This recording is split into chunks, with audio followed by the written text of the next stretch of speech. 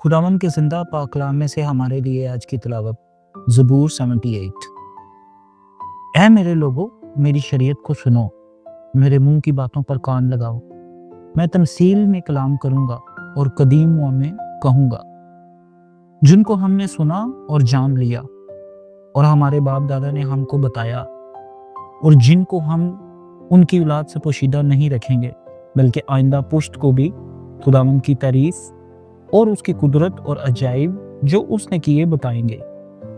क्योंकि उसने यकूब में एक शहादत कायम की और इसराइल में शरीयत मुकर्रर की, जिनकी बाबत उसने हमारे बाप दादा को हुक्म दिया कि वो अपनी औलाद को उनकी तालीम दें, ताकि आइंदा पुश्त यानी वो फर्जंद जो पैदा होंगे उनको जान लें और वो बड़े होकर अपनी औलाद को सिखाएं कि वो खुदा पर आस रखें और उसके कामों को ना भूलें, बल्कि उसके कामों पर अमल करें और अपने बाप दादा की तरह सरकश और बागी नस्ल ना बने, ऐसी नस्ल जिसने अपना दिल दुरुस्त ना किया और जिसकी रूह खुदा के हजूर वफादार ना रही।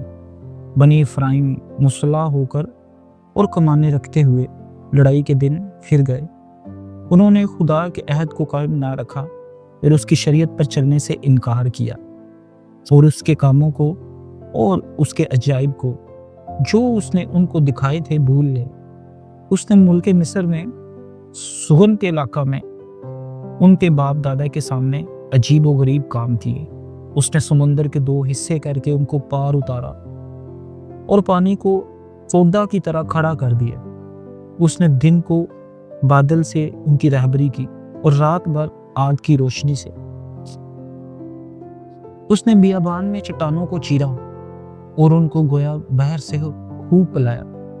उसने उनमें से नदियां जारी की और दरियाओं की तरह पानी बहाया, तो भी वो उसके खिलाफ गुनाह करते ही गए और बियाबान में हक ताला से सरकशी करते रहे। और उन्होंने अपनी ख्वाहिश के मुताबिक खाना मांग कर अपने दिल में खुदा को आजमाया, बल्कि वो खुदा के खिलाफ बकने लगे और कहा, क्या खुदा बियाबान में दस्तरखान बिछा सकता है? देखो, उसने चट्टान को मारा तो पानी फूट निकला और नदियां बहने लगी। क्या वो रोटी भी दे सकता है? क्या वो अपने लोगों के लिए गोश्त मुहैया कर देगा? बस खुदावंद सुनकर गजबनाक हुआ और यकूब के खिलाफ आग भड़क उठी और इसराइल पर कहर टूट पड़ा, इसलिए कि वो खुदा पर ईमान ना लाए और उसकी निजात पर भरोसा ना किया। वो भी उसने अफलाक को हुक्म दिया और आसमान के दरवाजे खोले और खाने के लिए उन पर मन बरसाया और उनको आसमानी खुराक बख्शी। इंसान ने फरिश्तों की ग़िज़ा खाई। उसने खाना बेचकर उनको आसूदा किया। उसने आसमान में परवाह चलाई और अपनी कुदरत से दुखना दिखाई। उसने उन पर गोश्त को खाक की मानद बरसाया और परिंदों को समुंदर की ज़ेब की मानद, जिनको उसने उनकी खैमा गाह में उनके मस्कनों के आस पास गिराया। बस वो खाकर खूब सेर हुए और उसने उनकी ख्वाहिश पूरी की। वो अपनी ख्वाहिश से बाज ना आए और उनका खाना उनके मुंह में ही था कि खुदा का गजब उन पर टूट पड़ा और उनके सबसे मोटे ताज़ा आदमी कत्ल किए और इसराइली जवानों को मार गिराया।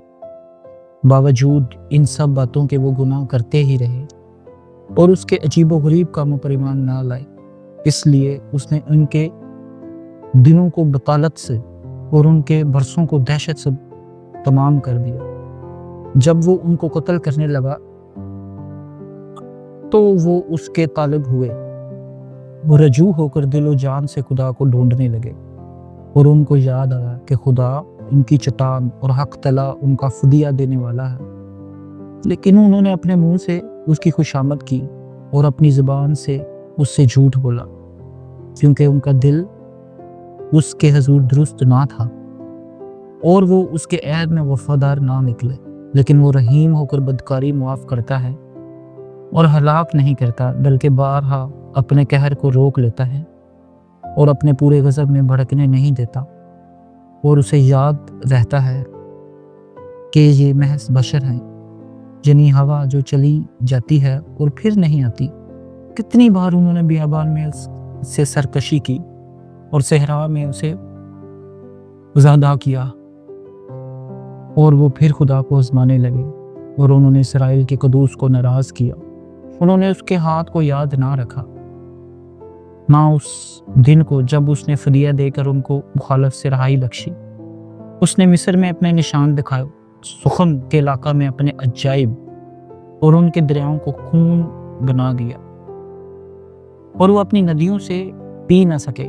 उसने उन पर मच्छरों के होल भेजे जो उनको खा गए, और मेंढक जिन्होंने उनको तबाह कर दिए। उसने उनकी पैदावार कीड़ों को और उनकी मेहनत का फल टिड्डियों को दे दिया। उसने उनकी टाकों और ओलों से और उनके घोलर के दरख्तों को पाले से मारा। उसने उनके चौपाइयों को ओलों के हवाला किया और उनकी भेड़ बकरियों को बिजली के। उसने गज़ाब के फरिश्तों की फौज भेजकर अपने कहर की शिद्दत, गीज़ और गज़ब और बुला को उन पर नाज़िल किया। उसने अपने कहर के लिए रास्ता बनाया और उनकी जान मौत से ना बचाई, बल्कि उनकी ज़िंदगी वबा के हवाले की। उसने मिस्र के सब पहलोठों को, यानी खाम के मस्कनों में उनकी कुव्वत के पहले फल को मारा, लेकिन वो अपने लोगों को भेड़ों की मानद ले चला। वो बियाबान में गल्ला की मानद उनकी रहनुमाई की, और वो उनको सलामत ले गया, और वो ना डरे, लेकिन उनके दुश्मनों को समुंदर में छुपा लिया, और वो उनको अपने मुकद्दस की सरहद तक लाए, यानी उस पहाड़ तक जिसे उसने उसके दाहिने हाथ में हासिल किया था। उसने और कौमों को उनके सामने से निकाल दिया, जिनकी मिरास जरीब डालकर उनको बांट दी, और जिनके खैमों में इसराइल के कबीलों को बसाया। तो भी उन्होंने खुदा ताला को आजमाया और उससे सरकशी की और उसकी शहादतों को ना माना, बल्कि बरगश्ता होकर अपने बाप दादा की तरह बेवफाई की और धोखा देने वाली कमान की तरह एक तरफ को झुक गए, क्योंकि उन्होंने अपने ऊंचे मुकामों के बाइस उसका कहर भड़काया और अपनी खोदी हुई मूर्तों से उसे गैरत दिलाई। खुदा ये सुनकर गज़बनाक हुआ और इसराइल से सख्त नफरत की, सो उसने सेला के मस्कन को तर्क कर दिया, यानी उस खेमा को जो बनी आदम के दरमियान खड़ा किया था, और उसने अपनी कुव्वत को असीरी में और अपनी हशमत को मुखालिफ के हाथों में दे दिया। उसने अपने लोगों को तलवार के हवाला कर दिया और वो अपनी मिरास से गज़बनाक हो गया। आग उनके जवानों को खा गई और उनकी कुंवारियों के सुहाग ना गाए गए। उनके काहन तलवार से मारे गए और उनकी बेवाओं ने नोहा ना किया। तब खुदावंद गोया नींद से जाग उठा, उस ज़बरदस्त आदमी की तरह जो मैं के सबब से ललकारता है, और उसने अपने मुखालिफों को मार कर पसपा कर दिया। उसने उनको हमेशा के लिए रुसवा किया और उस यूसुफ के खैमा को छोड़ दिया और इफ्राइम के कबीला को ना चुना, बल्कि यहूदा के कबीला को चुना, उसी को यसीमून को जिससे उसको मोहब्बत थी, और अपने मुकद्दस को पहाड़ों की मानद तामीर किया और ज़मीन की मानद जिसे उसने हमेशा के लिए कायम किया है। उसने अपने बंदा दाऊद को भी चुना और भीड़ सालों में से उसे ले लिया। वो उसे बच्चे वाली भीड़ों की जो पानी से हटा लाया, ताकि उसकी कौम यकूब और उसकी मिरास इसराइल की गल्ला बानी करे। सो उसने खलूस दिल से उनकी पासबानी की और अपने माहिर हाथों से उनकी रहनुमाई करता रहा। पाक कलाम के पढ़े और सुने जाने पर खुदावंद की बरकत हो। खुदा का शुक्र हो। आमीन।